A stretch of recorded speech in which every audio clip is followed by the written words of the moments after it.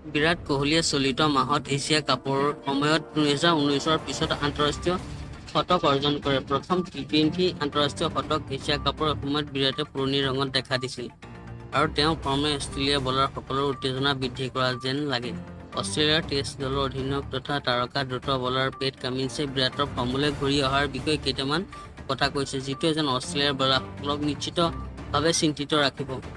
20 ছেপ্টেম্বৰৰ পৰা অনুষ্ঠিত হ'বলগীয়া টি-20 ইণ্টাৰনেশ্যনেল ছিৰিজ সংবাদমেলত কামিন্সে কয়, শ্ৰীলংকা চেম্পিয়ন হোৱাৰ সঁচা কথা ক'বলৈ গ'লে মই এখনো মেচ চোৱা নাছিলোঁ, মাথো বিৰাট কোহলীক চাইছিলোঁ। তেওঁ এটা চেঞ্চুৰী মাৰিলে।